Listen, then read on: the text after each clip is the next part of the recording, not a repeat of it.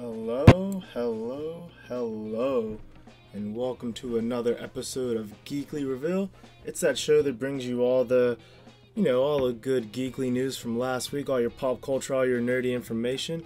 As always, it's your boy Dom, aka Brother Dom, aka the internet's hero, aka Hot Pilgrim, aka Tuxedo Flask, bringing you another episode. And actually, for once, I'm not joined by the illustrious Madame Mimosa, Captain Steph herself. She's a little under the weather, so I'm covering. We're a team. We make sure we got each other's back. So I'm going to do a little bit of a quick solo pod for you all today. See if I can do anything nice for y'all. It's going to be probably a quick episode, something pretty decent. We don't want to flood your feed too much with just one guy talking. There's enough podcasts like that with just a solo person talking to themselves, I'm sure. But I'll give you all that daily dose, or weekly dose rather.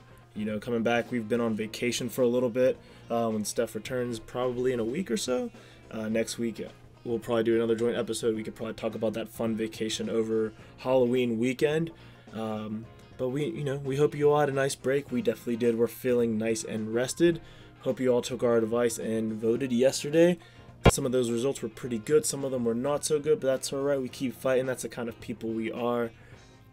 But you all aren't here to hear political analysis, I'm assuming.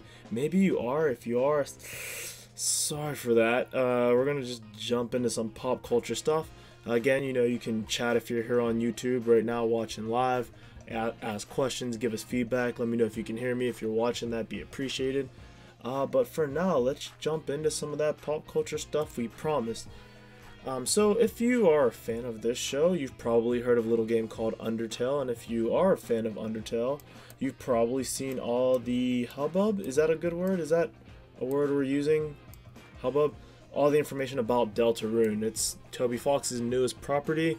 Kind of looks like Undertale, kind of similar stuff. I haven't played it myself yet, but it looks pretty cool. I watched a little bit of a stream of probably the first 20 minutes of it. It looks really cool, sounds really cool. New interesting battle system, so it's something I want to get my hands on pretty quickly. It's free. From what I can understand, it's free on the website that he released it on. Kind of comes off like a survey, but it's a game. Sort of a chapter 1 of sorts from what I can tell. So I'm looking forward to getting my hands on that. Support independent creators. Go help them out when you can. Do the donations, do the various kinds of support. It helps all the creators put out really good content. And Toby Fox is a trusted guy. He's made good games before. All the way back to the Halloween hack for Earthbound, all the way up to his Homestuck work through Undertale and Deltarune. So support that guy and get on the bandwagon before it gets too full. Coming up next, there's been some articles coming out. A lot of different outlets have put things out, but NPR has recently put out an article saying that right-wing voices and alt-right conservative voices are recruiting young men using video games. Now, this might come off as somewhat of a revelation to many people. This might be a scary realization, but for many of us, we've known this to be true since about, let's say, 2014 and even further back. For people who have really had their finger on the pulse and been paying attention, this isn't a new issue, but it's still a prevalent one. There's an article out. You can go probably check that out. I won't link it because I don't really have the link available, and I'm not sure if that's something everybody wants to read or give clicks to. I'm not sure how everyone feels about NPR. But I do know that we can kind of look out and see the kind of chatter you see in various video games, actions you see in online games, and we can, just sort of tell what the political pulse is on that. Some people might like it, some people might not.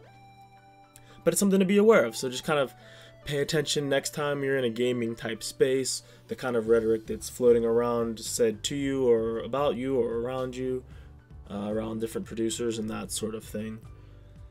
Moving on to the next topic, this past weekend, this is going to be a very probably games-heavy episode, y'all. This is just the kind of person that I am. Without Steph here to do some of the publishing and book talk, it might just delve and devolve into game talk, but here we go. This past weekend was BlizzCon, Blizzard Entertainment's annual convention, where they pretty much just try to sell you a bunch of stuff and celebrate all their stuff. And if you know me, you know I'm a fan of Overwatch and some of their other properties, so we can get to that shortly. But some stuff announced about Hearthstone. They're remastering Warcraft 3. All the different games got love to them. Heroes of the Storm, I believe, had some new stuff mentioned around it. But the big dog for me was definitely Overwatch. They released the new character. They showed who she was. It's a character named Ash. She's American from what I can tell. Another cowboy from the Deadlock gang with McCree. We got a nice short featuring McCree. He stopped some criminals to be a criminal himself. It's a whole thing. You should go watch. It's available on YouTube and on the various outlets. But we got another character, Ash. She is pretty cool looking cowboy. White hair. White hair is always a fun thing to me. But it's another damage character, and I'm not sure if that's what the game needed right now, but she looks pretty dynamic to play. Can get around, use a little shotgun thing, 2 shotguns. It makes sense in context. Throws dynamite sometimes. Her ultimate is her buddy. It's a big old robot, big old Omnic. Kind of rushes in and does some damage to everybody while he's in there. It's really interesting stuff to see, and I recommend you go check it out if you ever get a chance, if that's your bag, or at least watch the short. It's pretty fun. A lot of controversy around that. Some people were hoping we'd finally get a black woman character. We don't have any explicitly black female characters in Overwatch yet, despite having a gorilla, a hamster, some genderless robots, various robots. Many other nationalities and ethnicities are referenced, but we don't have any specifically, explicitly, without a question, black women in the game. That's kind of weird, considering we do have like Lucio and Doomfist. Some people might say that Farah and Ana count. That's kind of different based on how Egypt and the Middle East works. It's a whole thing that's complicated, and I understand it to a degree, but I can't articulate that well, so I'd go look at some of the voices of color who have talked more about this, spoke more about this. Also, Sombra is questionable. Mexican isn't an ethnicity, from what I can tell. And Symmetra is Indian, so we do have many women of color in the game, and lots of women are present, and men of color, so there is a lot of representation, but Blizzard does seem to have a blind spot around that, so people are a little bit worried. So that's the cultural issue with that, so we're hoping they can remedy that soon. It just feels a little bit weird in the current state of the game, especially considering some of the previous concept art for characters such as Mercy or Ash has shown that there were black women possibilities or just more characters of color in the past Overwatch development stuff. So we're hoping to see that kind of changed going in the future. Not changing current characters, but see even more representation, since the dev team speaks about it so much. And hopefully we can find out who the other LGBT characters are in the game, since many people on the staff have mentioned that there are other characters like that. So hopefully we see them one day. Other than that though, Ash does seem cool. I think if she had been the previous hero to be released or the next one, and it just wasn't in this specific climate, people would be more excited about that. Timing's everything. We all know that. The other thing from BlizzCon, there's been a big controversy. I think this actually is more closer to what you would call controversy rather than just people pointing out blind spots. Diablo, one of Blizzard's other properties, has been kind of getting people hyped up a little bit, but they released a mobile game rather than an announcement for Diablo 4, and mobile games are a pretty big thing right now. I think everybody who's listening to this may have played a mobile game in the last week or of some sort, whether it be the stereotype is Candy Crush or some kind of other clicker game, but it could have been something more in depth. You know, people play Fortnite on their phones, people play Hearthstone on their phones, but people do play like your Candy Crushes, your Match 3 games, your puzzle games, your dress-up games. I play a lot of Mini Metro on there. It's good for a nice quick burst. I guess it's a puzzle game, a puzzle real-time sim type game. Real simple. I recommend you go check it out. It's a beautiful game, very simplistic vector graphics. But, you know, mobile games are big, but I think sometimes which you would consider your more hardcore audience, you know, the people that are willing to go out and spend $1,000 on a computer and all that kind of stuff. We're looking for something a little bit more in line with their desires.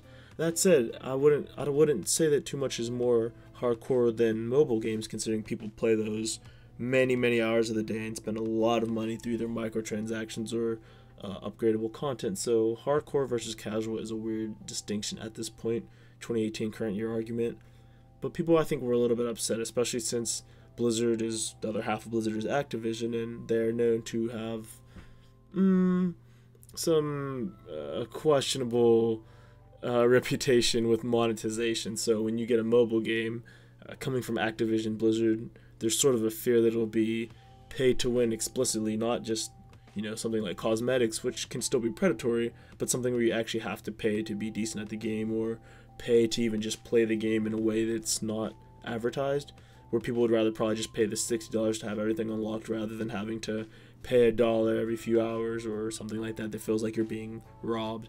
But some of it obviously is just elitism and a bit of entitlement, but it gets confusing when it's a conversation where there's a mix of entitlement and valid concerns mixed in. So that's something that's been on a lot of people's mind, a lot of people's tongue over the last few days. Just, what should gamers and consumers and customers really expect from a company? What should a company really be delivering? From an artistic standpoint, I don't think anybody owes anybody anything. That's just how art works.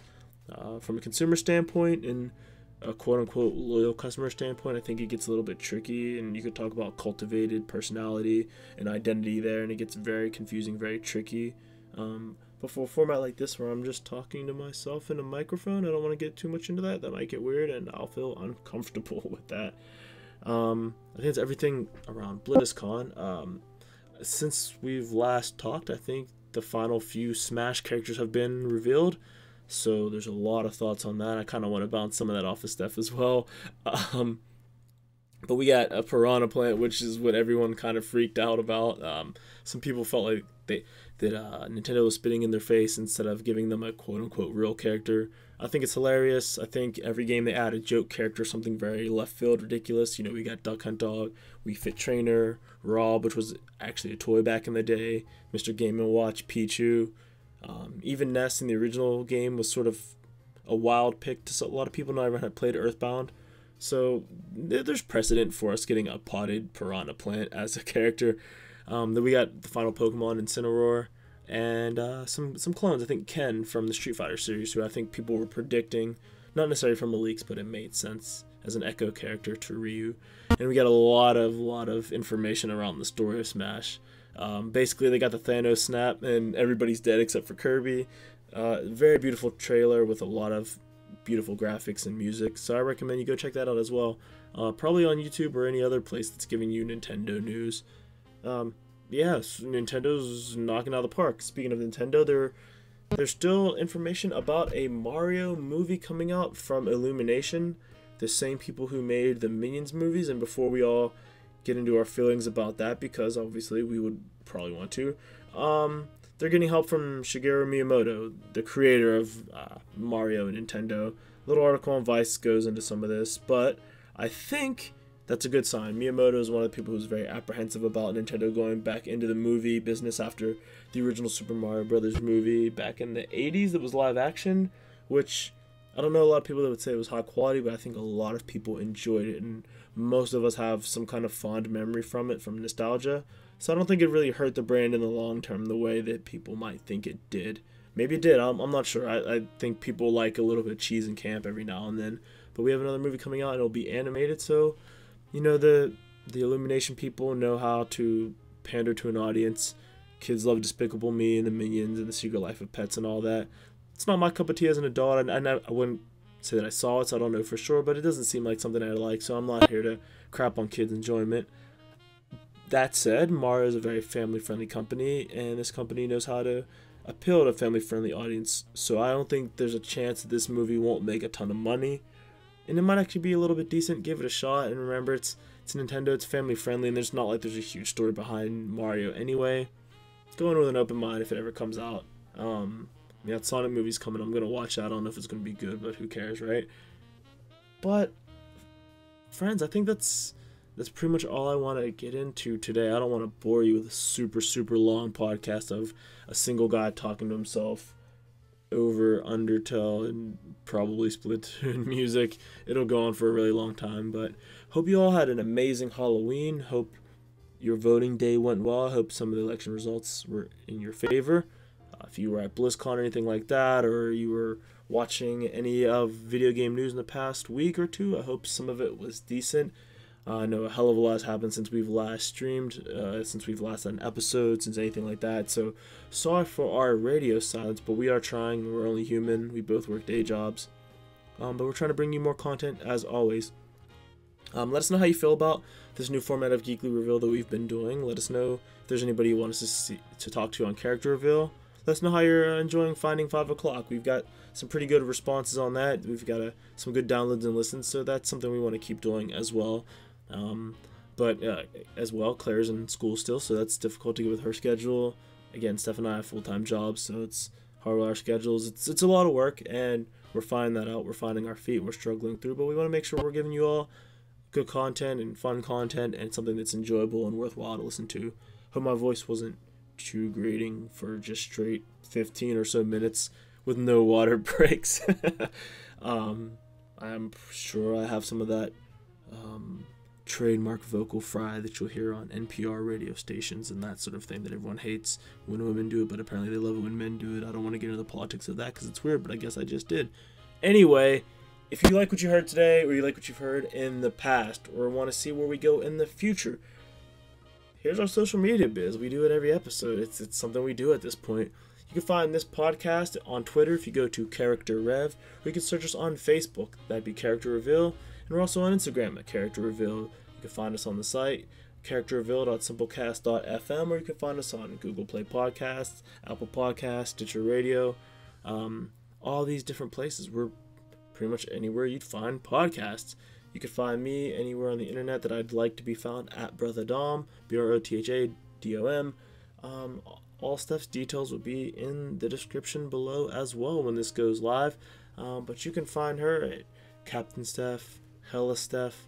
Let me just check that for you all right now, because you never remember somebody else's Twitter no matter how many times you hear it per year. But yeah, she's gonna be on Twitter at Captain Steph and on Instagram at Hella Steph, right? Yeah, and then Tumblr at the Snow Queer. Then again, myself, Dom, I'm everywhere at Brother Dom. So come find us. I think that's pretty much it. Again, you can find us on Patreon as well. We're gonna try to keep working out rewards. We want to get some feedback and make sure that we're giving you all pretty good, nice, consistent content before the Patreon rewards really come out, so that's understandable, but every little bit helps us keep this going and giving you a little bit of extra content on the side. So yeah, that's everything. It's been your boy Dom, aka Brother Dom, as always. Until next time, see you later.